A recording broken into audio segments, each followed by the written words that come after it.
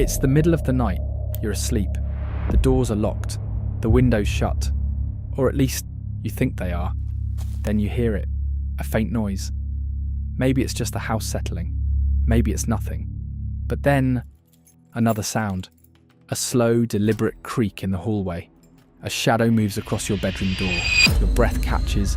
Your heart slams against your ribs. Your body freezes. Something feels wrong. Then, silence.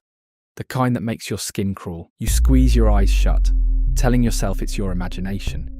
That when you open them, everything will be normal. But when you do, there's a man standing in your doorway. He doesn't belong there. He's not a robber. He's not even just a killer. He's something worse. For over a year, Los Angeles lived in terror, gripped by one man's sadistic, relentless rampage. He had no pattern, no preference. Anyone could be next. This wasn't a movie. This wasn't a horror story. This was real.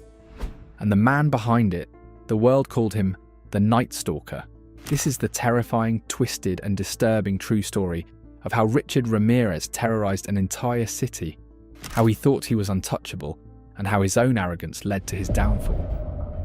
Between 1984 and 1985, Los Angeles wasn't just afraid of crime. They were afraid of one man. Richard Ramirez wasn't like other criminals. Most follow a pattern, a specific method, a motive, or a recognizable approach. But Ramirez didn't care. Old women, young girls, husbands, grandmothers, parents, children. No one was safe. He used a variety of weapons, including firearms and sharp or blunt objects, whatever was available. He left behind unsettling symbols and made disturbing statements to his victims. And then, as if he hadn't done enough, he would laugh as he walked away. It got so bad that people stopped sleeping at night. Gun stores sold out of weapons. Doors that had never been locked before were now triple locked. But nothing stopped him.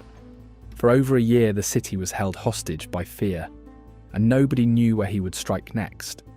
Until one day, he made a mistake.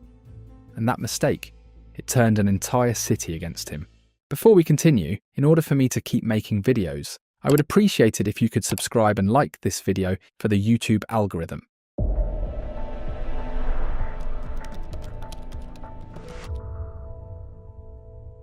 Richard Ramirez wasn't born a monster, but he was raised by one. Born on February 29, 1960, in El Paso, Texas, he was the youngest of 5 children in a strict Mexican-American Catholic household.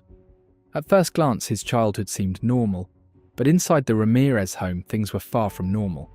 His father, Julian Ramirez, was a former Mexican police officer, strict, overbearing, and prone to explosive rage. When Richard misbehaved, he faced severe discipline, which sometimes included physical punishment and isolation. The youngest of 5, Richard was the weakest, suffering from severe epileptic seizures that humiliated him in front of his older brothers. By the time he was 10, he was already trying to escape reality, sleeping in cemeteries to avoid his father's wrath, spending nights alone with his own growing darkness. But the real turning point wasn't his father. It was his cousin Miguel. Miguel Mike Ramirez was a Vietnam War veteran, but he wasn't just a soldier. He was deeply disturbed, showing no remorse and an unsettling fascination with violence. When he returned from the war, he boasted about the things he had done overseas. But these weren't just stories of combat. Miguel exposed Richard to deeply disturbing images, showing him the aftermath of violence and describing in unsettling detail the fear he had witnessed in others. He taught Richard how to move unnoticed, how to instill fear, and how to manipulate his surroundings. Then, Miguel took things even further. One night during a heated argument, Miguel grabbed a weapon, and in front of 13-year-old Richard, he made a fatal decision. The room fell silent. In an instant, everything changed. Richard didn't scream, he didn't cry, he didn't run. He just stood there, watching. Something inside him shifted that night. Miguel was arrested, but the damage had already been done. For Richard, violence wasn't just an act, it was a form of control. After witnessing that traumatic event, Richard was never the same. He lost interest in school, drifting further from any sense of normalcy. He began using substances, experimenting with anything that would alter his reality. He became deeply fascinated with the occult, believing he was connected to a darker force that gave him power. But the most disturbing thing, he started breaking into houses, not to steal, not to hurt anyone, but to watch people sleep. He would stand in the shadows, feet away from unsuspecting families, listening to them breathe, feeling the thrill of knowing they had no idea he was there. He hadn't taken a life yet, but he was already drawn to the power of fear. By the time he was 18, he had multiple run-ins with the law for burglary. But that thrill was starting to fade. He craved something more, something far more dangerous.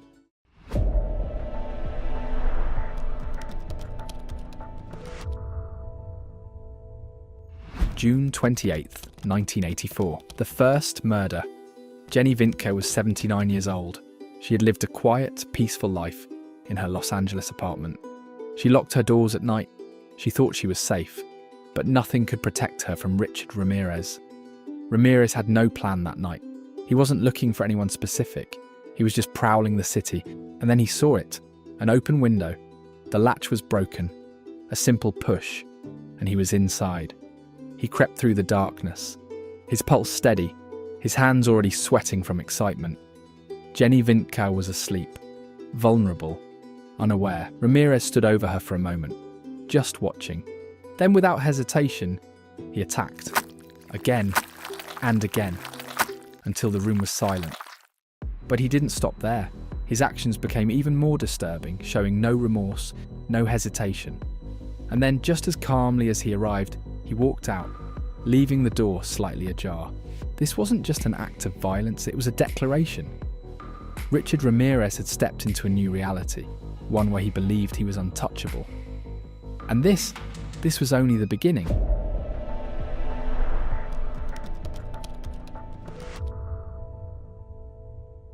After the tragic killing of Jenny Vintko, Richard Ramirez had experienced the thrill of total control, and it wasn't enough.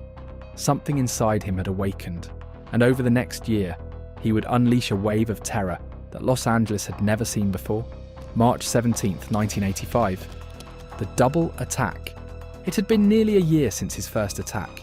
The urge to strike again had returned, stronger than before. That night, Ramirez set his sights on two unsuspecting women in Rosemead, California. His first target was Maria Hernandez, a 22-year-old woman arriving home late at night. As she pulled into her garage, she had no idea she was being watched. She stepped out of her car, completely unaware of the figure lurking in the shadows behind her. Then, bang! Ramirez fired. But against all odds, Maria survived. The bullet ricocheted off her car keys, which she had instinctively held up in front of her face. She dropped to the ground, motionless, pretending to be dead. Ramirez didn't even check. He stepped over her body and walked straight into the house. Inside, Maria's roommate, Dale Okazaki, had heard the gunshot. She knew someone had just entered their home. She crouched behind the kitchen counter, her heart pounding. Then, silence. She waited. Slowly she lifted her head, just for a second, to see if the intruder was still there. And that was the last thing she ever did. Bang! Ramirez had been waiting for her to peek. One shot to the head. She collapsed instantly. Outside, Maria remained frozen on the ground, listening. Then, footsteps. Ramirez was coming back. She held her breath, lying completely still. And then, he walked right past her. He left. Just like that. Maria Hernandez had survived, and she would be the first person to describe him to the police. For the first time, someone had lived to tell the world about the man now known as the Night Stalker. But Richard Ramirez, he wasn't finished that night. The second attack, same night, different victim. Just hours after taking Dale Okazaki's life, Ramirez was back on the hunt. This time he drove just 10 miles away, looking for another target. That's when he spotted 30-year-old Sailian, Veronica Yu. She was alone. She didn't see him coming. Ramirez pulled her from her car, leaving her no chance to escape. Then, without hesitation, he fired twice before disappearing into the night. Just like that. 3 women, 2 lives lost, 1 survivor who would change everything. But this was only the beginning of his rampage. Ramirez had no plans to stop. He was just getting started. May-August 1985, the killing spree that paralysed LA. For 5 straight months, Ramirez unleashed pure hell on Los Angeles. The police were clueless. There was no pattern. The victims were random. Men, women, children, elderly. He used different weapons every time. He attacked in different locations across the city. The only constant in his attacks? The sheer violence. With each crime, his actions became more ruthless, more disturbing, more calculated. May 14th, 1985. The Zarzara murders. Ramirez broke into the home of Vincent and Maxine Zarzara, an elderly couple. Vincent was asleep on the couch. Ramirez approached his victim and fired at close range, ending his life instantly. Maxine woke up to the horrifying sight of her husband motionless, the floor beneath him stained red. She screamed, but Ramirez had no intention of making this quick. He wanted control. He restrained her, taunting and terrorizing her, enjoying the fear in her eyes. As he ransacked the house looking for valuables, Maxine saw an opportunity. She broke free. She ran for Vincent's shotgun, the only weapon in the house. Her hands trembled as she aimed it at Ramirez and pulled the trigger. Click. Nothing. It was unloaded. Ramirez turned toward her and laughed. Then his expression changed. Rage took over. He attacked mercilessly. In a final gruesome act, he took a disturbing keepsake before fleeing into the night. And this was just one night in his reign of terror. June 28th, 1985. The Doi attack.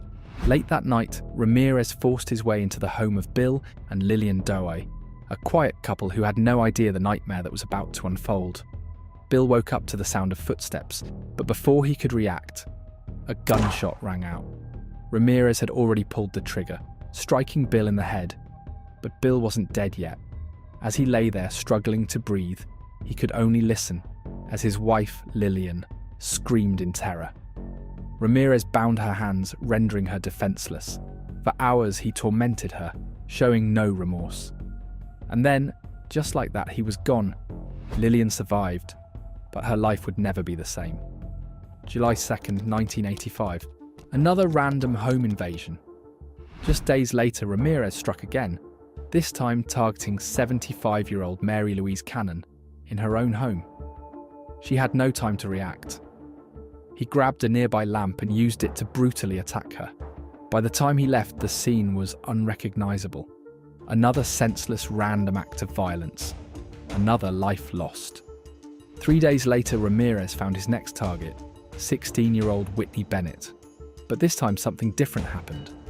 After breaking into her home, he wrapped a telephone cord around her neck, tightening it with all his strength. Whitney fought, but slowly, everything started going dark. Then, something stopped him. The cord sparked. For a brief moment, Ramirez froze. Was this a sign? Spooked, he left her there, thinking she was already gone. But against all odds, Whitney survived. She would later become one of the few who lived to tell the world about the man who had nearly taken her life. By now, the entire city was in lockdown. Gun sales went through the roof. People slept in shifts, taking turns staying awake. Families boarded up their windows. And the media, they finally gave him a name: the Night Stalker. The August 31st, 1985, Richard Ramirez's last day of freedom.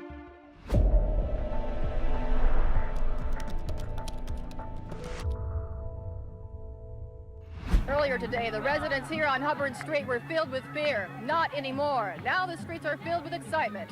That's because the walk-in killer prime suspect was captured on Hubbard Street this morning. Richard Ramirez woke up that morning believing he was still untouchable.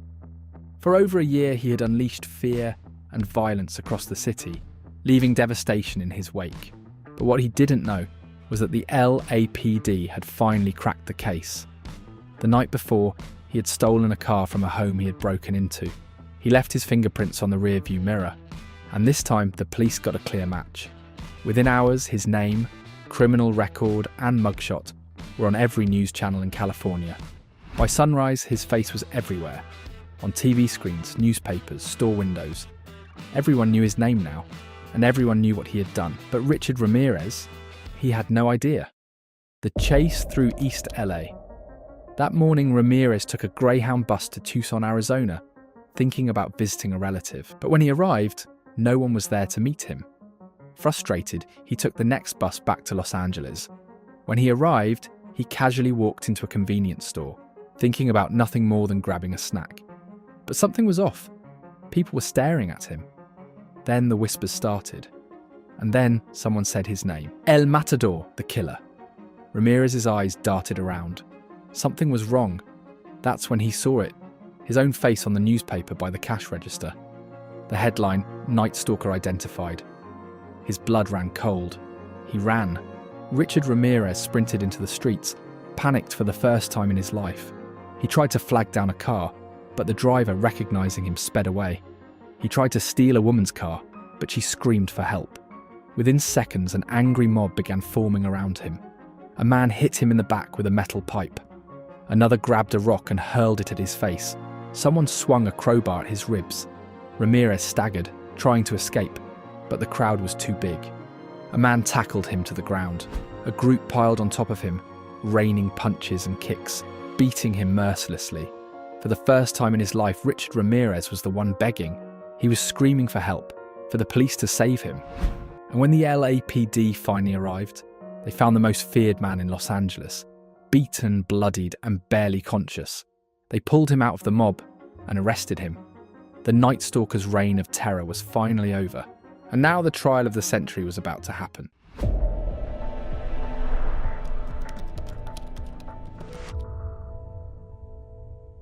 The trial of Richard Ramirez wasn't just a case, it was a spectacle. People wanted to see the devil himself in court. And Ramirez, he didn't just walk into the courtroom, he made it a performance. On the first day of trial, he walked in with a smirk, looking around as if he was about to be given an award, not a death sentence. He lifted his hand to the cameras, revealing a pentagram drawn on his palm. He looked dead into the camera and whispered, "Hail Satan." The courtroom was silent. Even the hardened detectives in the room felt a chill. This wasn't just a murderer, this was a man who embraced his evil. Despite being one of the most sadistic killers in modern history, something disturbing happened. Ramirez started attracting female admirers. Women began writing love letters to him. Some sent explicit photos. And most disturbing of all, some of them believed he was innocent. One woman said, "I don't think he did it. He's too handsome to be a killer." Another, Doreen Leoy, was so obsessed with him that she married him in 1996 while he was sitting on death row. This wasn't just a trial, it was turning into a twisted sideshow. Despite his courtroom theatrics, Ramirez was about to face a mountain of evidence that he couldn't escape. His fingerprint on a stolen car was the first real break in the case and ultimately led to his arrest. Ballistics, the .22 caliber bullets used in multiple murders were traced back to his gun. Witnesses, survivors gave the same description. Tall, thin, long, dark curly hair, rotting teeth from drug abuse. Shoe print, a size 11.5. Avia sneaker print was found at multiple crime scenes. Ramirez was the only known suspect to own these shoes at the time. Even though he had no clear pattern, his recklessness was what ultimately sealed his fate. The death sentence. On September 20th, 1989, after 4 years of trial, Ramirez was finally convicted of 13 counts of murder, 5 counts of attempted murder, 11 counts of assault, and 14 counts of burglary. The sentence? Death. And what did he do? Standing in front of the judge, he smirked and delivered one of the most chilling quotes in courtroom history. Big deal. Death always went with the territory. See you in Disneyland. For most people, the idea of being executed would be terrifying. But Richard Ramirez, he welcomed it, or so he thought. Reality eventually caught up to Richard Ramirez. He spent years in San Quentin State Prison, isolated from other inmates because of the brutality of his crimes. His health began to decline, and he lost the menacing, charismatic presence he once had. His hair greyed, his skin became pale, and he no longer had the energy to taunt the guards or flash his creepy smile. The man who once struck fear into the entire city of Los Angeles was now just another prisoner waiting to die. But here's the thing, death never came for him the way he expected. Richard Ramirez sat on death row for over 23 years. For decades, his execution date kept getting pushed back. California had a long backlog of death penalty cases, and appeals kept the process dragging on for years. Ramirez, who once boasted about being ready to die, ended up spending most of his life trapped inside a cell. Then, in 2013, the unthinkable happened. Richard Ramirez died of cancer. He never made it to the execution chamber. Instead of a dramatic ending, he withered away, suffering from B-cell lymphoma, an aggressive form of blood cancer.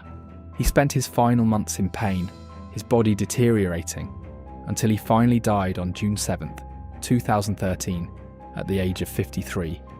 And just like that, the Night Stalker was gone, not in a blaze of glory, just alone, in a hospital bed, like any other weak and broken man. If you think this was terrifying, wait until you hear about the next serial killer who did something even worse. Click the video on your screen now. You won't believe what happened next.